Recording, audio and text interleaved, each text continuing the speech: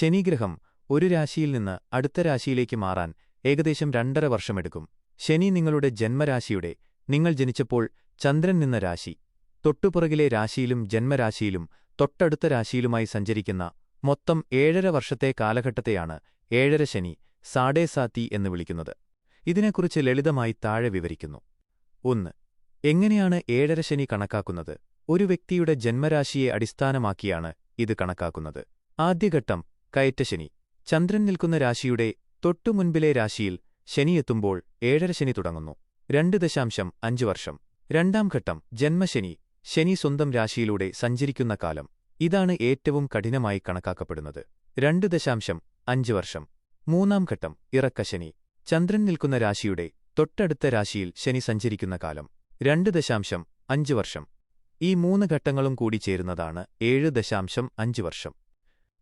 2. ഏഴര ശനിയുടെ പൊതുവായ ഫലങ്ങൾ. ശനി കർമ്മഫലദാതാവാണ്.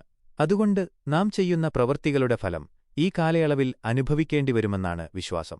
മാനസിക സമ്മർദ്ദം, അനാവശ്യമായ പേടിയും ആശങ്കകളും വർദ്ധിക്കാം. തടസ്സങ്ങൾ. ജോലിയിലോ ബിസിനസ്സിലോ വിചാരിച്ച വേഗതയിൽ പുരോഗതിയുണ്ടാകാൻ ബുദ്ധിമുട്ടനുഭവപ്പെടാം. സാമ്പത്തികം. അപ്രതീക്ഷിതമായ ചിലവുകൾ വന്നുചേരാം. ആരോഗ്യം. ചെറിയ ആരോഗ്യ പ്രശ്നങ്ങൾ അലട്ടാൻ സാധ്യതയുണ്ട്. 3. ഇത് പേടിക്കേണ്ട ഒന്നാണോ? ഏഴര ശനി എല്ലാവർക്കും മോശമായിരിക്കില്ല. ജാതകത്തിൽ ശനി നല്ല നിലയിലാണെങ്കിൽ ഈ കാലയളവിൽ വലിയ നേട്ടങ്ങളും പദവികളും ഉണ്ടാകാറുണ്ട്.